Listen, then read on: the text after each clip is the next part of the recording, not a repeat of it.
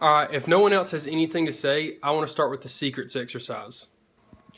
Now, Gil, let me insert some cautionary here. I don't think it's a very good idea to make this pre-described exercise. I do believe that the folks do better in the group when they reveal something fully, but it's important to move at our own pace and not feel pressured by any exercise to open up. Do you understand? No. I hear you, Julius. But I don't feel pressured. I want to talk about this, and I also don't want to leave Rebecca and Stuart hanging out there alone like they did last week. Is that okay? Okay, guys. My secret goes back to when I was 13. I was a virgin, barely into puberty. Covered with acne, and Aunt Very, my father's youngest sister, she was in her late 20s or early 30s. I don't remember, to be exact. Used to stay with us from time to time. She was between jobs a lot. We got along great, played around a lot when my folks were out, wrestled, tickled, card games, you know the works. Then, one time when I cheated at strip poker and got her naked, things got real sexual. No longer tickling, but some serious filling up, you know what I mean? Well, I was inexperienced and hormone hot, you know what I mean? This was exactly what was going on, but when she said to stick it in, I said, yes ma'am, and followed instructions. After that, we did it anytime we could, until a couple months later when my folks came home early and caught us red-handed. Well, that was the end of that act, and it was called a flagrant something. It's called a flagrant delicto. Wow, fast. I forgot we had 2 professors in here. Well, if you don't mind, I'll continue. So, the whole thing kind of messed up the family. My dad didn't get too hot under the collar about it, but my mother was livid with Aunt Val, didn't stay with us anymore, and my mother was furious with Dad for continuing to be friendly to her. You know what I mean? I just really can't understand why my mother was upset, but still, it was as much as my fault as my Aunt Val's, at least I think. Your fault at 13? Come on, Gil. Yeah, man, not your fault. Yeah, Gil, that's not your fault. Well, I've got a response, Gil. Maybe not what you were expecting, but something I've been holding back. Something I wanted to say to you even before I left on my trip. I don't know how to put this tactfully, Gil, so I'm just going to go right out and say it. I'm just going to cut loose. Bottom line is that your story doesn't move me one bit. And in most ways, you just don't move me. Even though you say you're revealing yourself like Rebecca and Stuart and Bonnie just did, I don't experience you as being personal. I know that you're committed to the group. You seem to work hard, you take a lot of responsibility for taking care of others, and if someone runs out, it's usually you that runs to get them back. You seem to reveal yourself, but you don't. It's an illusion. You stay hidden. Yes, that's what you are. Hidden. Your story about your aunt is so typical of what I mean. It seems personal, but it's not. It's a trick, because it's not your story, it's your Aunt Val's story, you see? And of course, everyone is going to jump in and say, oh, but you were a child, you were 13, blah, blah, blah. You were the victim. What else could they say? And your stories about your marriage have always been about Rose, never about you. And they always get exactly the same response from us. Why do you put up with that shit? Come on, Gil. Let me just continue on. When I was meditating in India, bored out of my gourd, I thought a lot about this group. You can't believe how much. I thought about each person here, except for you, Gil. I hate to say this, but I didn't think about you one bit. When you talk, I never know who you're talking to. Maybe the walls or the floor. But I never experience you as speaking personally to me. You know what I'm saying?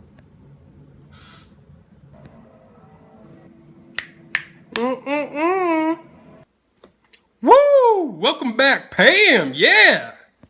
What are you feeling, Gil? Oh, just my typical feeling of, when I get drop kicked in my belly, spitting out a few pieces of my pancreas. Is that personal enough for you, Pam? Wait. I'm sorry, don't answer. I didn't mean that. I know you're giving me some good straight stuff, and deep down, I know you're right. I'm sorry.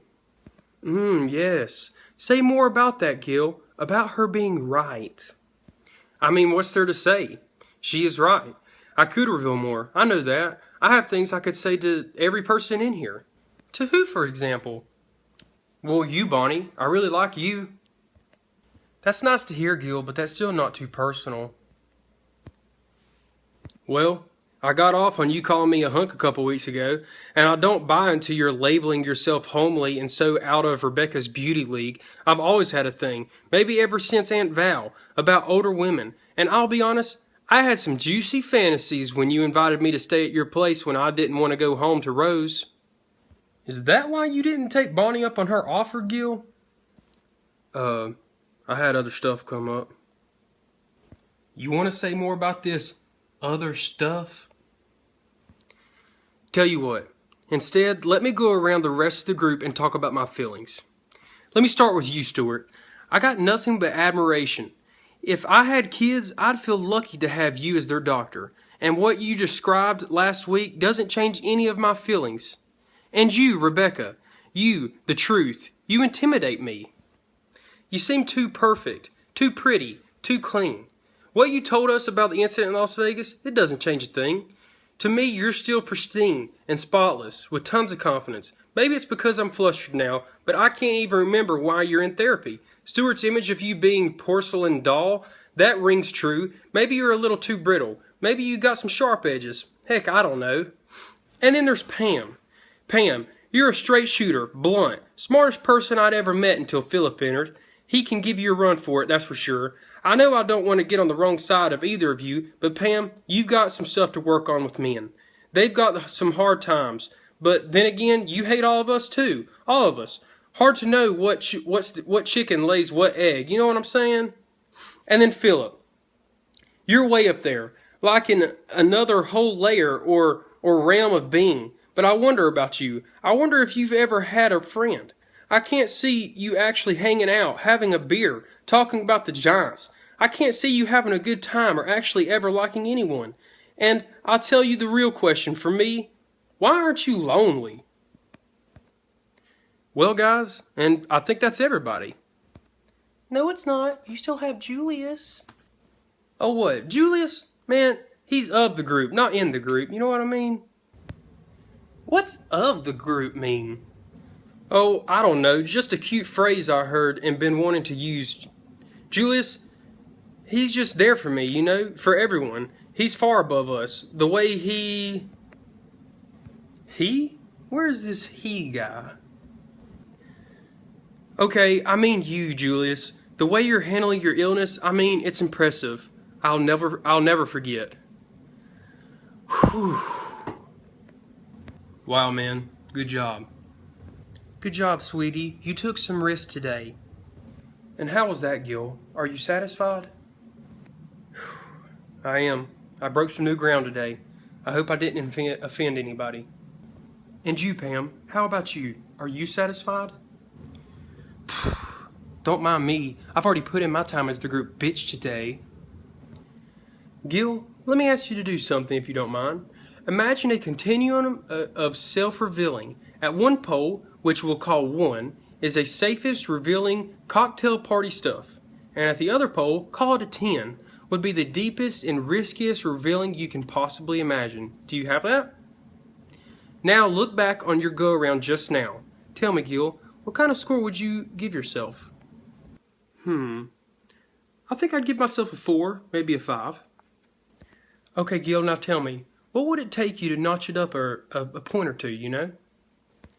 If I were to ratchet up a notch or two, I'd tell the group that I was an alcoholic and that I drink myself to unconscious probably every night.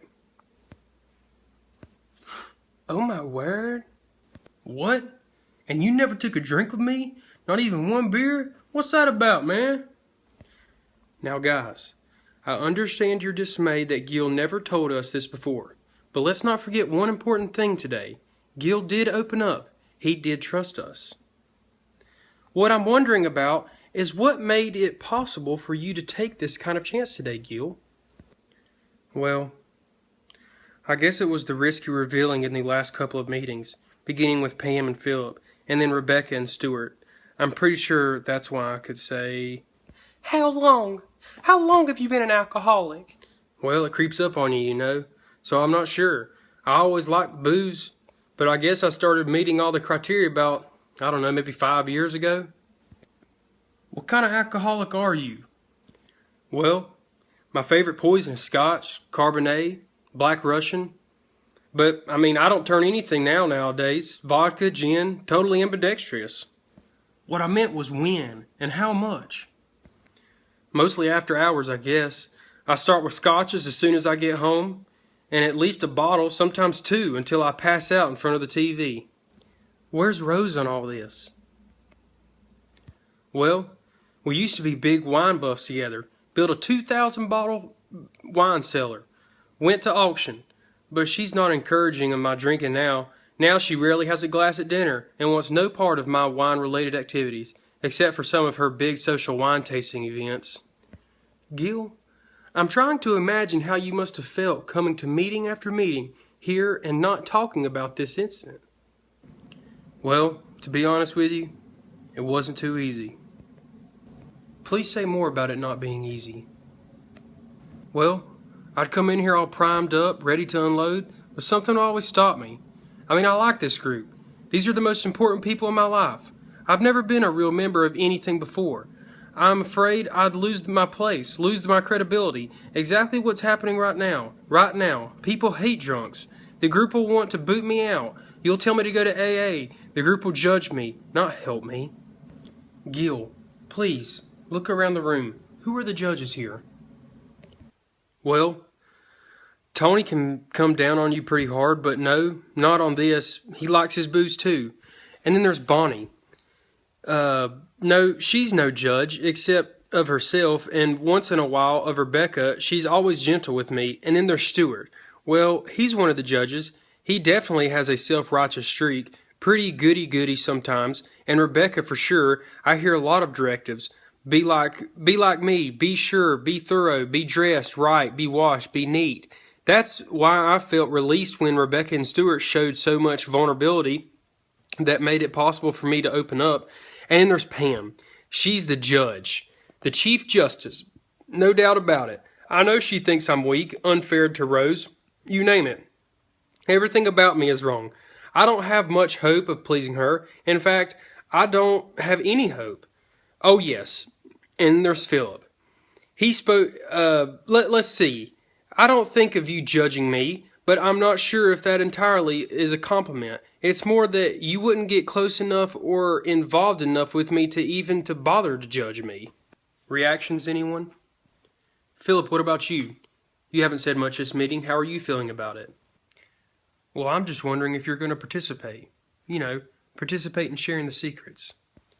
Well, Philip, I'm not evading your question, but there are some evading loose ends here. Now, Gil, where are you right now? How do you feel? I'm on overload. My only issue is whether you will allow me to stay in the group as an alcoholic. I mean, after this meeting, I can't keep doing what I'm doing. I may need to call you for an individual session. Will that be okay? Of course, Gil, as many as you need. And Philip, back to your question. There's an old therapist trick which provides a graceful evasion of embarrassing questions, and that is to reply, I wonder why you're asking that question. Well, I'm going to ask you that, but I'm not going to evade you. Instead, I'll offer you a proposition. I promise to answer your question fully if you agree to first explore your motivations for asking it. Do we have a deal? Fair enough. My motivation for the question is not complicated. I want to understand your approach to counseling and, if possible, integrate any parts that might improve my own counseling practice. I work very differently from you. I don't offer an emotional relationship. I'm not there to love my client. Instead, I am an intellectual guide. I offer my client instructions in thinking more clearly and living in according with reason. Now, perhaps belatedly, I'm beginning to understand what you're aiming for. A Buber-like I-thou encounter.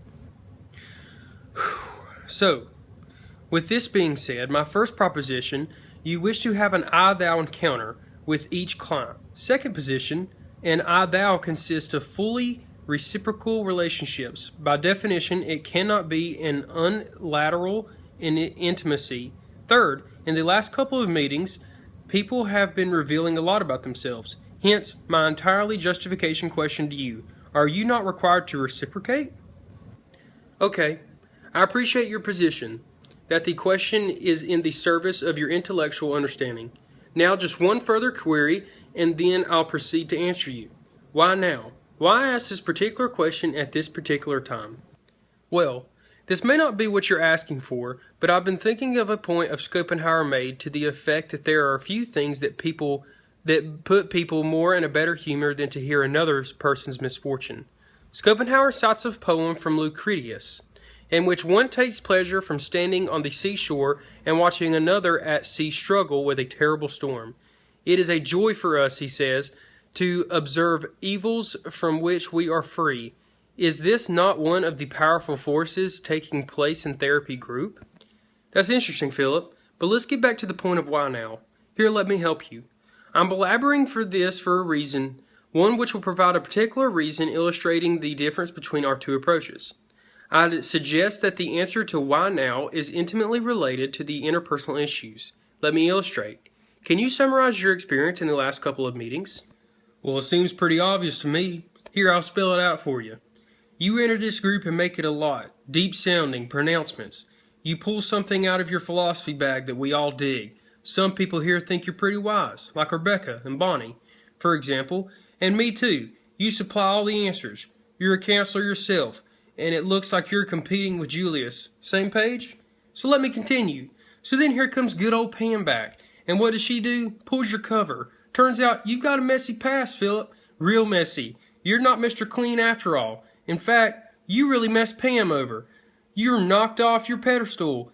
Now, you got to be upset about this. And so what do? You come in here today and say to Julius, what's your secret to life? You want to knock him off his pedestal, level the playing grounds. Same page? Perhaps you're right, Tony. Perhaps I do owe you an apology, Julius. I am sorry. No, Philip. No apologies necessary. Thank you for sharing. And guys, it looks like it's about time to go. I appreciate everything in the group and what they've done. And Philip, I'll remember what you said, and I'll keep my part of the bargain next week and share with the group. And guys, that seems about it. Great job today. And remember, go Panthers.